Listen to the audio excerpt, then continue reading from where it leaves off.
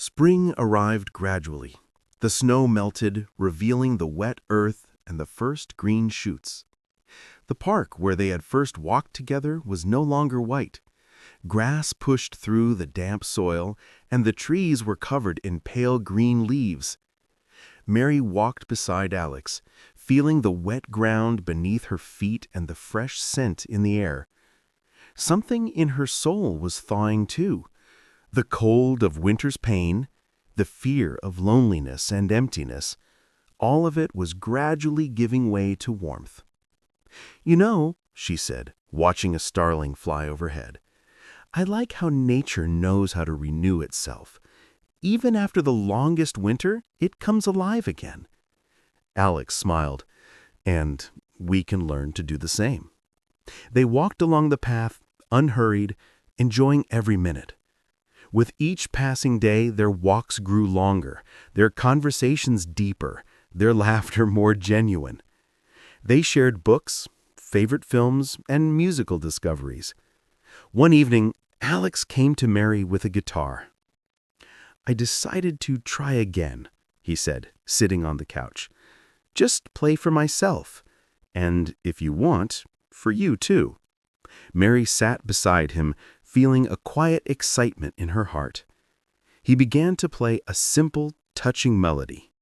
Each note seemed to clear the space between them, allowing painful memories to fade and light to remain. "You play beautifully," she whispered.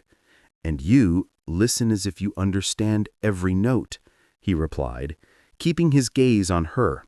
And it was true. Mary felt every melody deep inside. Her heart responded, but no longer only with pain, with joy, the joy of having someone beside her who understood her silence. They spent their days together, preparing simple dinners, watching old movies, discussing books, and dreaming of the future.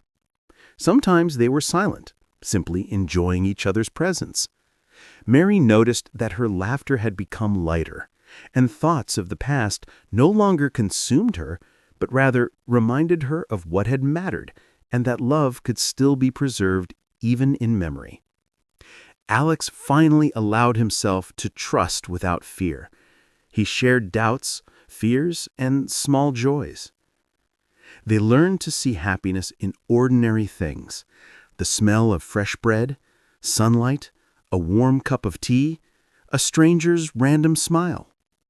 One day they returned to the park where they had first released lanterns, only now the snow had long melted and the trees were green. Alex held out his hand. "Let's just walk, like spring. No lanterns, no expectations. Just us." Mary took his hand and smiled. "I like that plan." They walked along the path, unhurried, listening to the droplets falling from the trees onto the ground, feeling the past gradually losing its weight. They had learned to walk together, to not hide their feelings, to not fear pain, and to discover new happiness. Spring was in full swing. The trees were covered in fresh leaves, and the first flowers were pushing through the grass. But that evening, the sky over the city was gray, and a light rain fell from dark clouds, as if reminding them that even during renewal, moments of doubt can appear. Mary walked beside Alex, but her steps slowed and her shoulders tensed. "Alex?" she began softly, her voice trembling. "I think I'm afraid of losing someone again, someone I've grown close to." Alex stopped, his eyes meeting hers. "Mary, I understand. I'm afraid too. Afraid that the past could come back and destroy what we are building. But we are learning to trust," she said, trying to keep her voice steady. "Or am I wrong?" "No," he said, though his voice held worry. "I just sometimes think, what if I make a mistake again, if the loss is too much?" They stopped on a bridge over the quiet river. The rain intensified, droplets running down their faces, mixing with tears.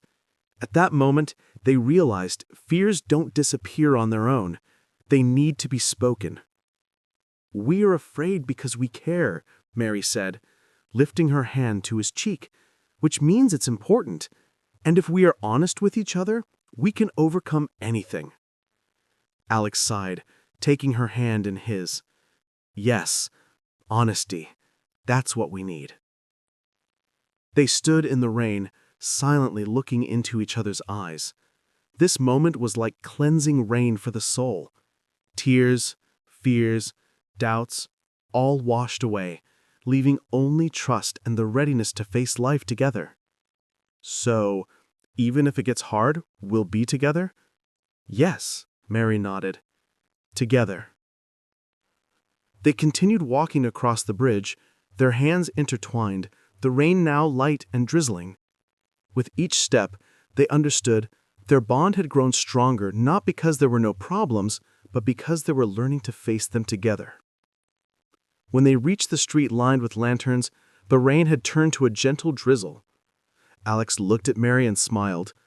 You know, I used to think trust and love were easy, but it's like standing in the rain.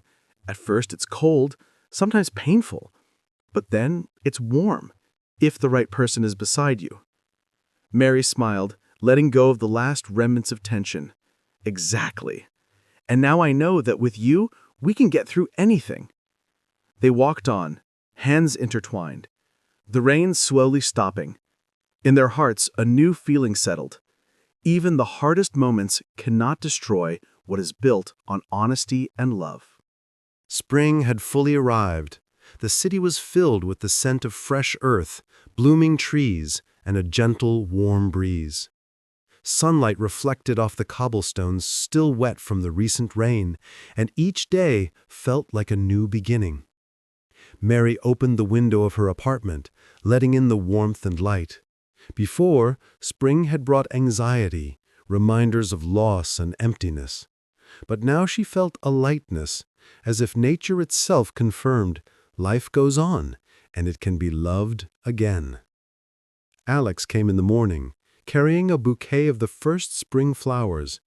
I thought, he said, we should celebrate these small victories.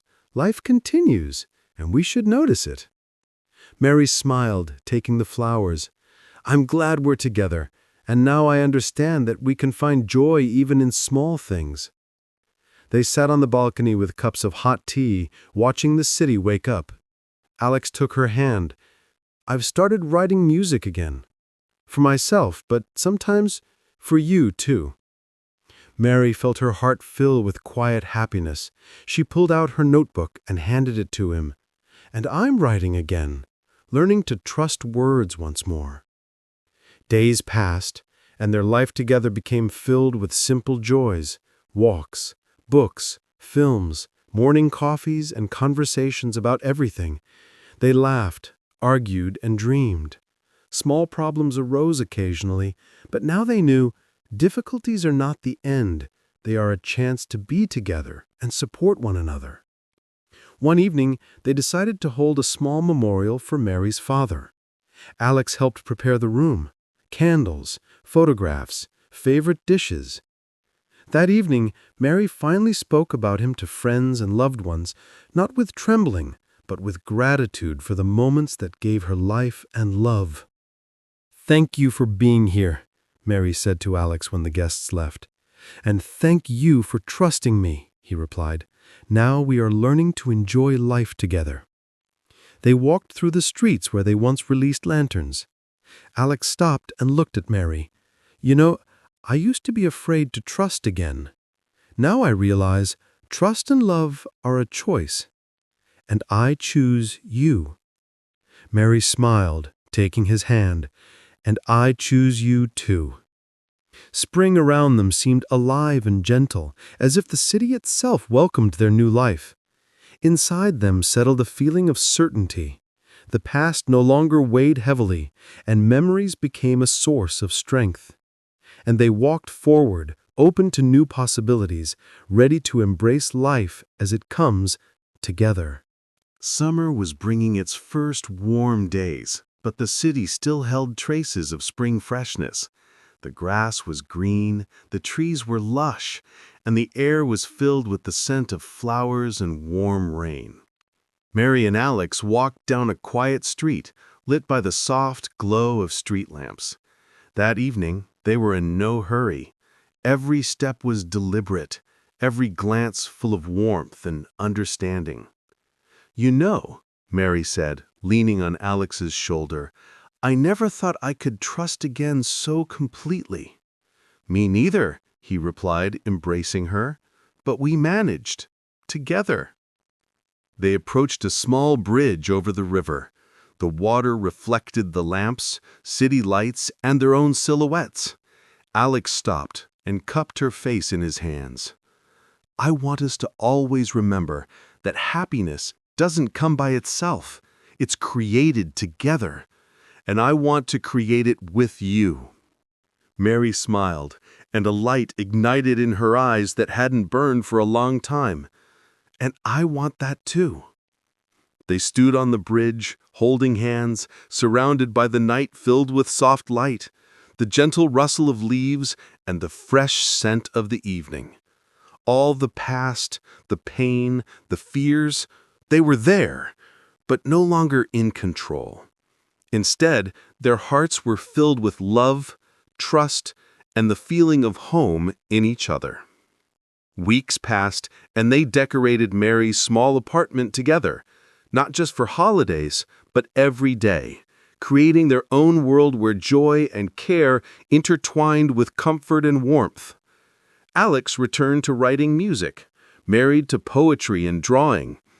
Their evenings together became a celebration of simple things: laughter, conversation, cooking together, walks in the park, and watching the stars. One evening, they returned to the square where they once released lanterns. But now, there was no anxiety, no fear of losing each other. They lit a lantern, lifted it into the sky, and watched together as the light slowly floated upward. "It feels," Mary said, "like this light isn't just leaving, it stays with us." "Yes," Alex smiled, "just like we do for each other." The lantern disappeared into the night sky, leaving behind a warm, gentle glow. And they walked home knowing, together, they could create light even in the darkest night. And in that moment, under the starry sky, with the soft rustle of leaves and the quiet hum of the city, they realized completely, love is not just a feeling, it's a home they have built in each other. And nothing else was needed.